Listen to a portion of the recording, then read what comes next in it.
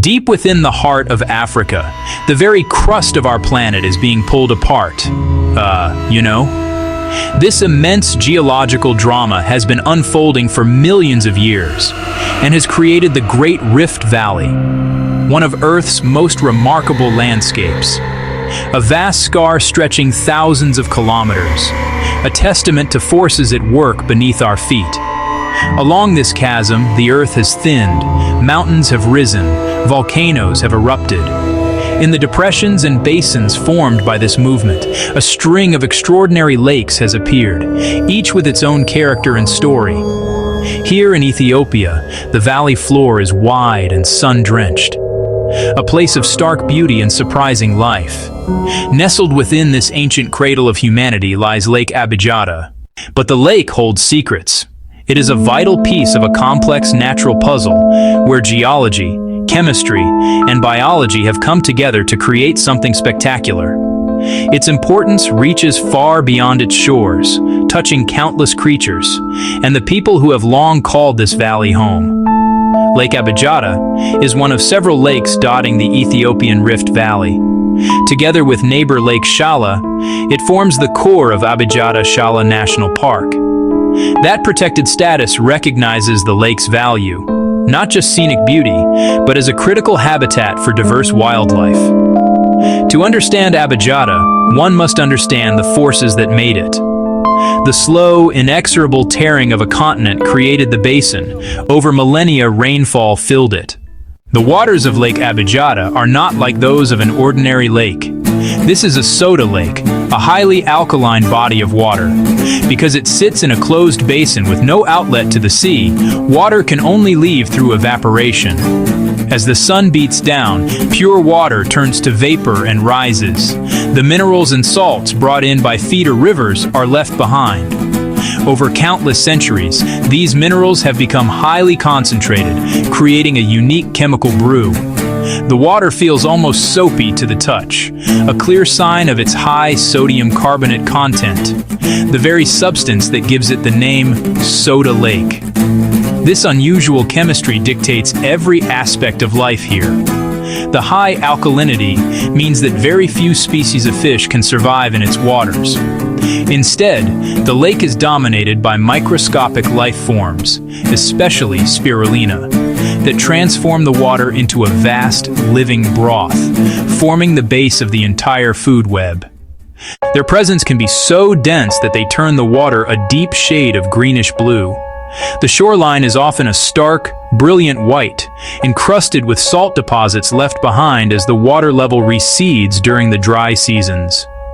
These salt flats can stretch for great distances, creating a shimmering, almost otherworldly scene. Dotted across the lake's surface are several small islands. These are not lush green havens, but are often little more than barren mounds of earth and salt. And yet, for the birds that come here, these desolate-looking islands are of critical importance, providing safe, predator-free places to rest and to nest. The appearance of the lake is in a constant state of flux, changing with the seasons and even the time of day.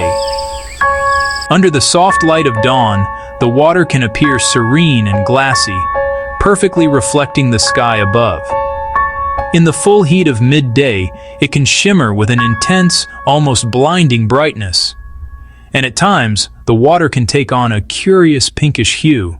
It is the birds that make Lake Abijata truly famous, and among them, one species stands out above all others: the flamingo. These remarkable birds gather here in their thousands, and sometimes tens of thousands. They transform the pale shores into a vibrant, moving sea of pink. This is one of nature's great spectacles, a breathtaking display of color and sound. The reason they are here is simple: food, algae, tiny invertebrates. The lake's alkaline waters teem with life, the perfect sustenance for flamingos. Two species of flamingo can be found at Lake Abijata. The most numerous is the lesser flamingo, smaller, deep pink, a dark red bill, specialists perfectly adapted to spirulina. They sweep their uniquely shaped bills upside down, pumping water past lamellae that trap tiny algae. The larger species is the greater flamingo, paler, with a pink bill tipped in black. Less specialized, they take algae, insects, crustaceans, and mollusks, often stirred from the mud by their feet. While the flamingos may be the most famous residents of Lake Abijata, they are by no means the only ones. The lake and its surrounding habitats are a sanctuary for astonishing diversity. It is a vital stopover point for migratory birds from Europe and Asia to Africa, a critical refueling station on epic journeys. The park is a paradise for any birdwatcher, with over 400 species recorded here. Among the most impressive residents are great white pelicans, huge, serene, cooperative hunters. They herd fish into the shallows where they can be scooped into massive throat pouches.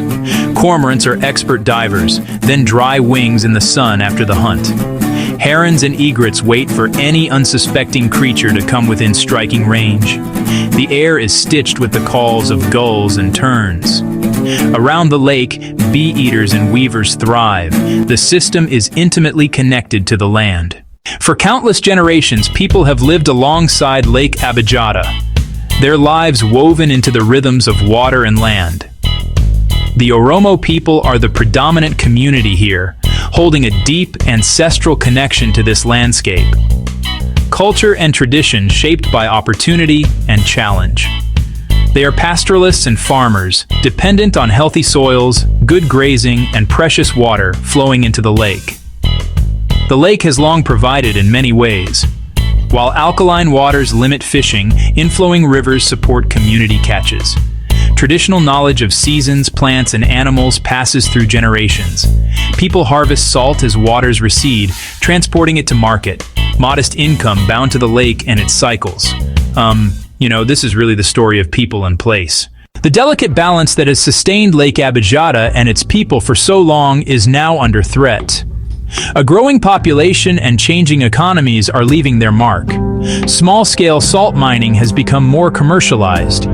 Industrial soda ash extraction can alter chemistry and disturb vital sediments. Water demand surges. Rivers like the Bulbula feed farms and towns as well as the lake. As more water is diverted, the lake level drops, habitats shrink. This reduction in freshwater inflow has a subtle, deeper effect. Salinity climbs. Push it too far, and even specialized algae can fail, collapsing the food chain. Pollution compounds the stress. Pesticides, fertilizers, waste. Toxins can harm the smallest lives and accumulate in the largest. The most visible symptom, Lake Abijata, is shrinking. Once expansive waters now splinter. White flats march toward the center. It tells a story of an ecosystem in distress. The birds are the clearest indicators. As waters fall, nesting islands connect to shore. Predators simply walk across. Eggs and chicks are taken.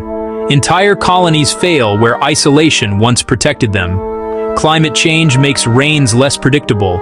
Droughts last longer. Less water reaches the lake. When rains come, they can scour soil into the water. Silt smothers algae. Great flocks grow inconsistent. Many must move elsewhere. The shrinking of this oasis is a loss of life, of beauty, and of heritage. The weight of human need presses heavily on this wonder. It is a story we must listen to with care. Despite the daunting challenges, the story of Lake Abijata is not over, and there is still hope. Awareness is rising and inspiring action. Conservation begins with understanding. Levels, chemistry, populations. Data guides effective strategies. Better water management means working with every user in the basin, from small farms to commercial operations. Adopting efficient irrigation like drip, so more flow can reach the lake and stabilize levels. Cooperation, policy, and support are essential. Community involvement is the key. Beekeeping, sustainable tourism, and crafts can reduce pressure while creating value. Education grows the next generation of stewards. Reforestation and land restoration stabilize soil and protect the lake. Healthy catchments release water more evenly year-round. Each tree is a seed of hope. Lake Abijata is a place of fragile and profound beauty, a jewel of the Great Rift Valley, a testament to life flourishing in extremes. The vision of thousands of flamingos, a vibrant pink cloud against crusted shores, is a treasure of the natural world. But this treasure is fragile, dependent on balances we are tipping. The fate of this lake is in our hands. Shrinking shores and dwindling flocks tell us we are taking too much. We must change course to keep this ecosystem alive. Protecting Abijata is not people versus nature. Well-being is intertwined. Imagine rivers replenishing the lake, agriculture thriving alongside nature, communities benefiting from careful tourism, great flocks returning in spectacular numbers through wisdom, cooperation, and action.